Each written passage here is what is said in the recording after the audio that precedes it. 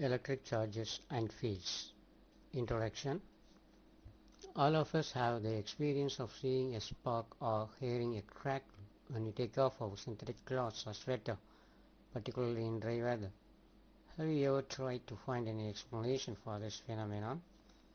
Another common example of electric discharge is the lightning that we see in the sky during thunderstorms. We can also experience a sensation of an electric shock either while opening the door of your car or holding the iron bar of a bus after sliding from our seat. The reason for these experiences is the discharge of electric charges through our body which were accumulated due to rubbing of insulating surfaces. You might have also heard that this is due to generation of static electricity. This is precisely the topic that we are going to discuss in this and also in the next chapter. Static means anything that does not move or change with time. What is electrostatics? Electrostatics deals with the study of forces, fields, and potentials arising from static charges. Electric charge. Historically, the credit of discovery of the fact that amber rubbed with wool or silk cloth attracts light objects goes to Thales of Miletus, Greece, around 600 BC. The name electricity is coined from the Greek word electron, meaning amber. Many such pairs of materials were known which on rubbing could attract light objects like straw, pitballs, and bits of papers. Many such pairs of materials were known which on rubbing could attract light objects like straw, pitballs, and bits of papers. It was observed that if two glass rods rubbed with wool or silk cloth are brought close to each other, they repel each other. The two strands of wool or two pieces of silk cloth with which the rods were rubbed also repel each other. However, the glass rod and wool attracted each other. Similarly, two plastic rods rubbed with cat's fur repelled each other, but attracted the fur. On the other hand, the plastic rod attracts the glass rod and repels the silk or wool with which the glass rod is rubbed. The glass rod repels the fur. These seemingly simple facts were established from years of efforts and careful experiments and their analysis. It was concluded after many careful studies by different scientists that there were only two kinds of an entry which is called the electric charge. We say that the bodies like glass or plastic rods, silk, fur, and pitballs are electrified. They acquire an electric charge on rubbing. There are two kinds of electrification, and we find that like charges repel each other and unlike charges attract each other. The property with which differentiates the two kinds of charges is called the polarity of charge. When a glass rod is rubbed with silk, the rod acquires one kind of charge and the silk acquires the second kind of charge. This is true for any pair of objects that are rubbed to be electrified. Now, if the electrified glass rod is brought in contact with silk, with which it was rubbed, they no longer attract each other. They also do not attract or repel other light objects as they did on being electrified. Thus, the charges acquired after rubbing are lost when the charged bodies are brought in contact. What can you conclude from these observations? It just tells us that unlike charges acquired by the objects, neutralize or nullify each other's effect. Therefore, the charges were named as positive and negative by the American scientist Benjamin Franklin. By convention, the charge on glass rod or cat's fur is called positive, and that on plastic rod or silk is termed negative. If an object possesses an electric charge, it is said to be electrified or charged. When it has no charge, it is said to be electrically neutral.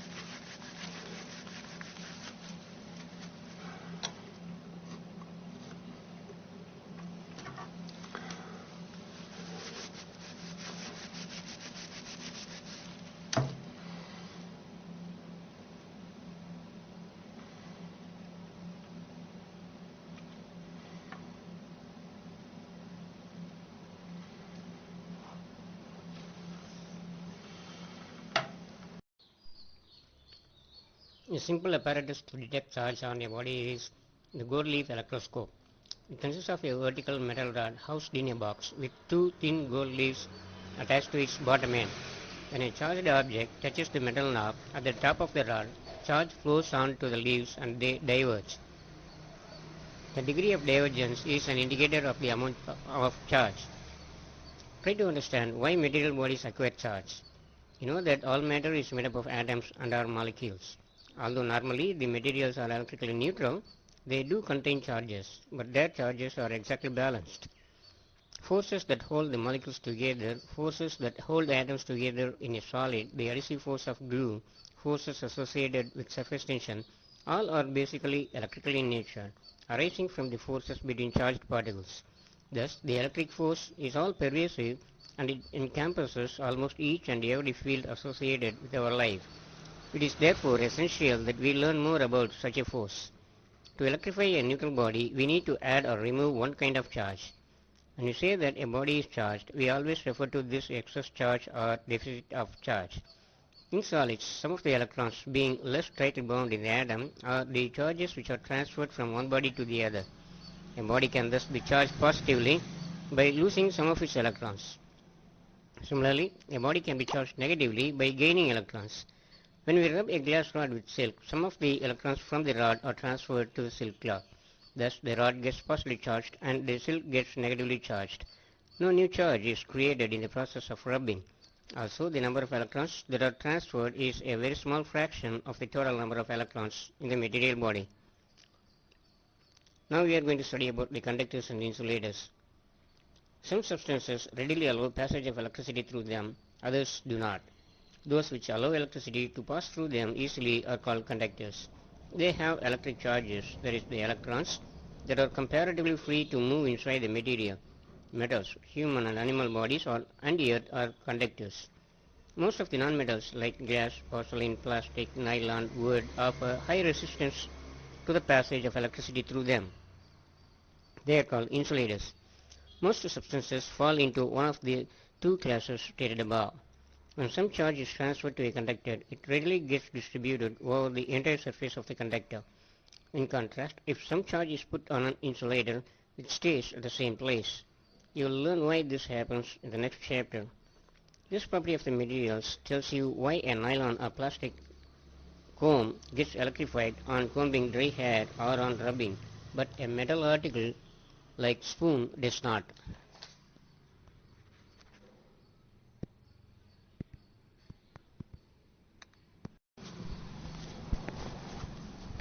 The charges on metal lead through our body to the ground as both are conductors of electricity. However, if a metal rod with a wooden or plastic handle is rubbed without touching its metal part, it shows signs of charging. Now, the next topic is basic properties of electric charge. We have seen that there are two types of charges, namely positive and negative, and their effects tend to cancel each other. Here we shall now describe some other properties of the electric charge. If the sizes of charged bodies are very small as compared to the distances between them, we treat them as point charges. All the charge content of the body is assumed to be concentrated at one point in space. Additivity of charges. This is the first basic property of electric charge. We have not as yet given a quantitative definition of a charge. We shall follow it up in the next section. We shall tentatively assume that this can be done and proceed. If a system contains two point charges Q1 and Q2, the total charge of the system is obtained simply by adding algebraically Q1 and Q2. That is, the charges add up like real numbers, or they are scalars like the mass of a body. If a system contains n charges Q1, Q2, Q3, etc. up to Qn, then the total charge of the system is Q1 plus Q2 plus Q3 plus and so on up to Qn. Charge has magnitude but no direction, similar to mass. However, there is one difference between mass and charge. Mass of a body is always positive, whereas charge can be either positive or negative. Proper signs have to be used while adding the charges in the system. For example, the total charge of a system containing 5 charges plus 1, plus 2, minus 3, plus 4 and minus 5 in some arbitrary unit is plus 1, plus 2, plus minus 3, plus 4, plus minus 5, that's equal to minus 1 in the same unit. The second basic property of electric charge is always conserved. We have already hinted to the fact that when bodies are charged by rubbing, there is a transfer of electrons from one body to the other. No new charges are either created or destroyed. A picture of particles of electric charge enables us to understand the idea of conservation of charge. When we rub two bodies, what one body gains in charge, the other body loses. Within an isolated system consisting of many charged bodies due to interactions among the bodies, charges may get redistributed, but it is found that the total charge of the isolated system is always conserved. Conservation of charge has been established experimentally. It is not possible to create or destroy a charge carried by any isolated system, although the charge-carrying particles may be created or destroyed in a process.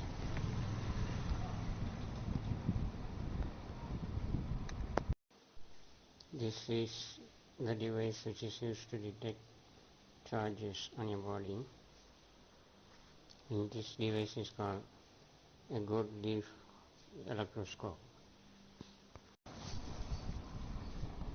Sometimes nature creates charged particles. A neutron turns into a proton and an electron. The proton and electron thus created have equal and opposite charges, and the total charge is zero before and after the creation. The next important basic property of electric charge is quantization of charge. Experimentally, it is established that all free charges are integral multiples of a basic unit of charge denoted by E. Thus, charge Q on a body is always given by Q equal to n times E, where n is any integer, positive or negative. This basic unit of charge is the charge that an electron or proton carries. By convention, the charge on an electron is taken to be negative. Therefore, charge on an electron is written as minus E and that on a proton as plus E. The fact that electric charge is always an integral multiple of E is termed as quantization of charge. There are a large number of situations in physics where certain physical quantities are quantized. The quantization of charge was first suggested by the experimental laws of electrolysis discovered by English experimentalist Faraday. It was experimentally demonstrated by Millikan in 1912. In the International System of Units, a unit of charge is called a coulomb and is denoted by a symbol C. A coulomb is defined in terms of the unit of electric current, which you are going to learn in a subsequent chapter. In terms of this definition, 1 coulomb is the charge flowing through a wire in 1 second if the current is 1 ampere. In this system, the value of the basic unit of charge is E is equal to 1.602192 into 10 power minus 19 coulomb. Thus, there are about 6 into 10 power 18 electrons in a charge of minus 1 coulomb. In electrostatics, charges of this large magnitude are seldom encountered, and hence we use smaller units, 1 microcoulomb, thus equal to 10 power minus 6 coulomb, or 1 millicoulomb, which is equal to 10 power minus 3 coulomb only.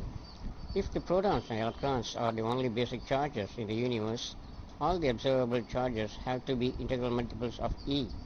Thus, if a body contains n1 electrons and n2 protons, the total amount of charge on the body is n2 times E plus n1 times minus E, which is equal to n2 minus n1 into E. Since n1 and n2 are integers, their difference is also an integer. Thus, the charge on any body is always an integral multiple of E and can be increased or decreased also in steps of E. The step size E is, however, very small because at the macroscopic level we deal with charges of a few microcoulombs. At this scale, the fact that charge of a body can increase or decrease in units of E is not visible. In this respect, the grainy nature of the charge is lost and it appears to be continuous. This situation can be compared with the geometrical concepts of points and lines. A dotted line viewed from a distance appears continuous to us but is not continuous in reality, as many points very close to each other normally give an impression of a continuous line. Many small charges taken together appear as a continuous charge distribution.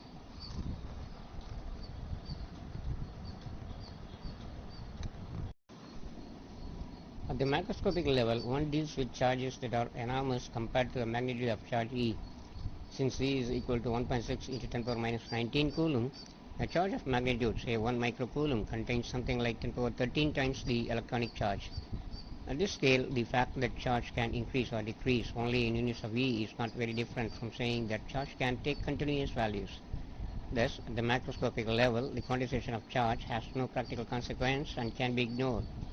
However, at the microscopic level, where the charges involved are of the order of a few tenths or hundredths of e, that is, they can be counted, they appear in discrete lumps, and quantization of charge cannot be ignored.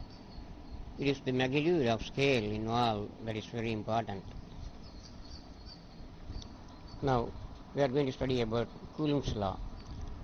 Coulomb's law is a quantitative statement about the force between two point charges. When the linear size of charged bodies are much smaller than the distance separating them, the size may be ignored and the charged bodies are treated as point charges.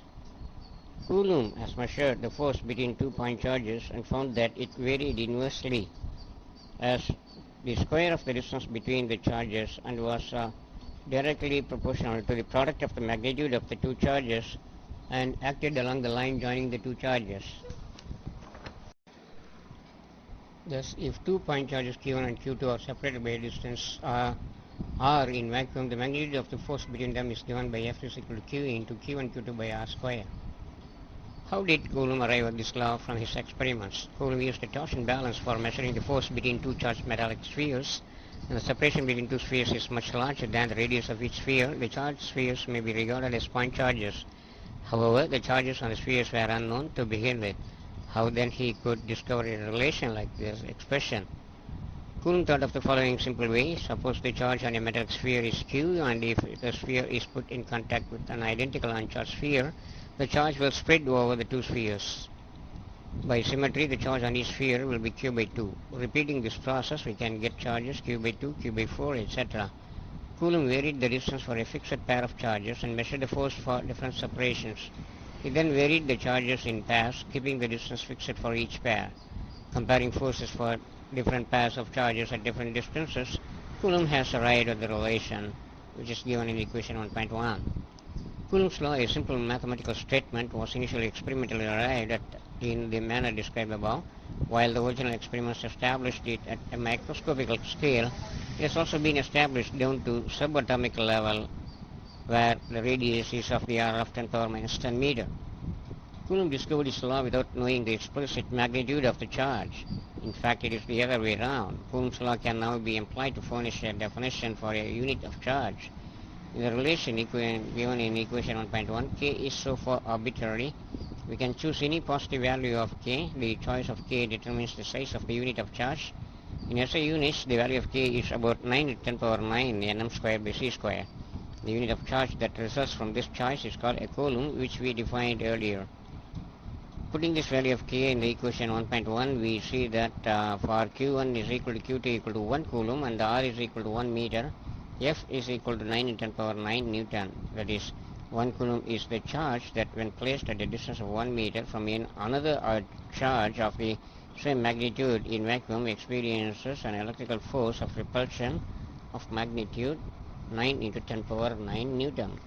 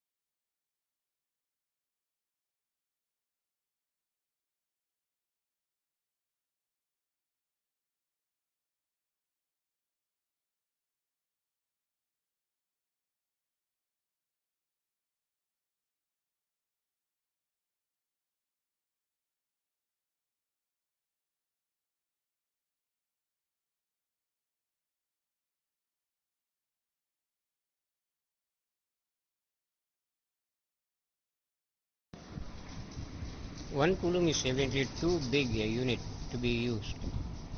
So in practice, in electrostatics, you can use smaller units like 1 millicoulomb or 1 microcoulomb.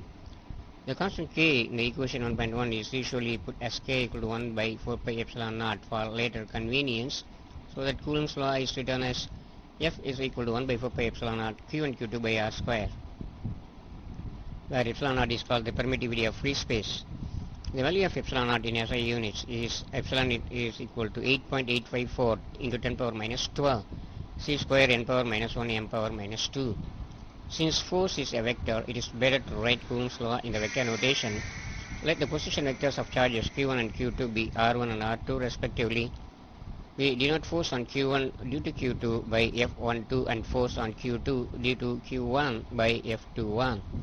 The 2-point charges Q1 and Q2 have been numbered 1 and 2 for convenience, and the vector leading from 1 to 2 is denoted by R21. So R21 is given by R2 minus R1. In the same way, the vector leading from 2 to 1 is denoted by R12, and R12 is given by R1 minus R2, thus equal to minus R21. The magnitude of the vectors R21 and R12 is denoted by R21 and R12 respectively, where R12 is equal to R21. The direction of a vector is specified by a unit vector along the vector. To denote the direction from 1 to 2 or from 2 to 1, we define the unit vectors as R21 is equal to R21 by R21, R12 cap is equal to R12 by R12, R21 cap minus R12 cap. Coulomb's force law between 2-point charges Q1 and Q2 located at R1 and R2 respectively is then expressed as F21 is equal to 1 by 4 pi epsilon naught Q1 Q2 by R21 square R21 unit vector. Some remarks on equation 1.3 are relevant. Equation 1.3 is valid for any sign of Q1 and Q2, whether positive or negative. If Q1 and Q2 are of the same sign, either both positive or both negative, F21 is along R21 cap, which denotes repulsion as it should be for like charges. If Q1 and Q2 are of opposite signs, F21 is along minus R21 cap, that is equal to R12 cap, which denotes attraction as expected for unlike charges.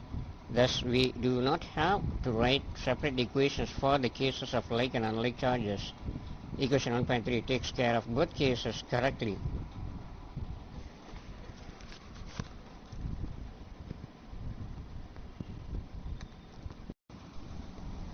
The force F12 on charge Q1 due to charge Q2 is obtained from equation 1.3 by simply interchanging 1 and 2, that is F12 equal to 1 by 4 pi epsilon naught Q1 Q2 by R12 square R12 cap, this is equal to minus F21.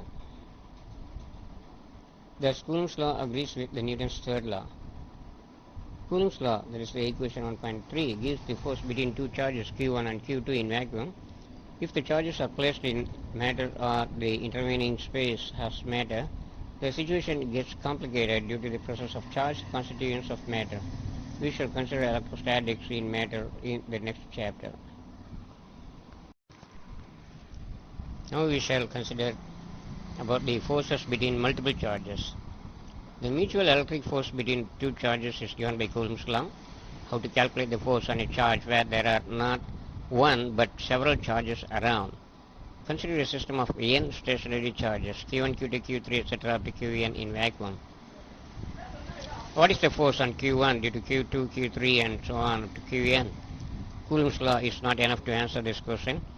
Recall that forces of a mechanical origin and according to the parallelogram law of additions. Is the same true for forces of electrostatic origin? Experimentally, it is verified that force on any charge due to a number of other charges is the vector sum of all the forces on that charge due to the other charges, taken one at a time.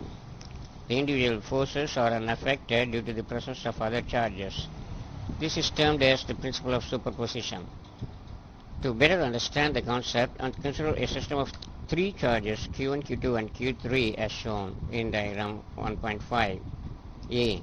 The force on one charge, say Q1, due to two other charges Q2, Q3 can therefore be obtained by performing a vector addition of the forces due to each one of these charges. Thus, if the force on Q1 due to Q2 is denoted by F12, F12 is given by equation 1.3 even though other charges are present. Thus, F12 is equal to 1 by 4 pi epsilon naught Q1 Q2 by R12 square R12 cap. In the same way, the force on Q1 due to Q3 denoted by F13 is given by F13 equal to 1 by 4 pi epsilon naught Q1 Q3 by R13 square R13 cap, which again is the Coulomb force on Q1 due to Q3 even though other charge Q2 is present.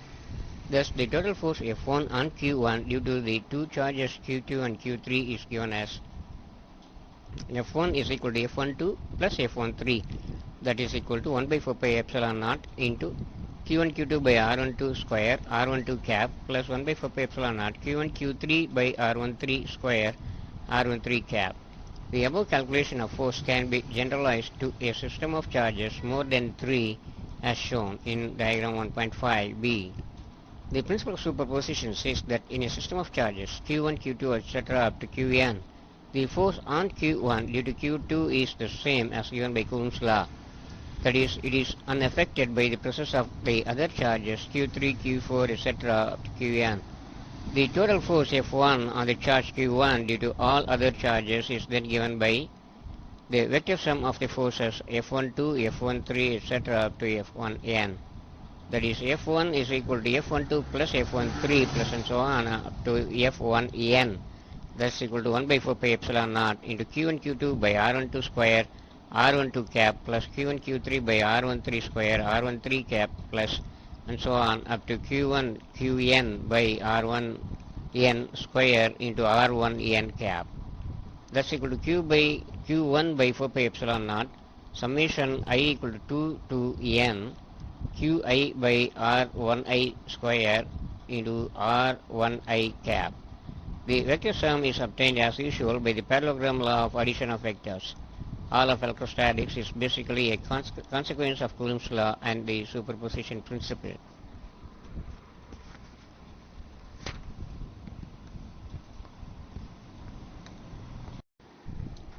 Electric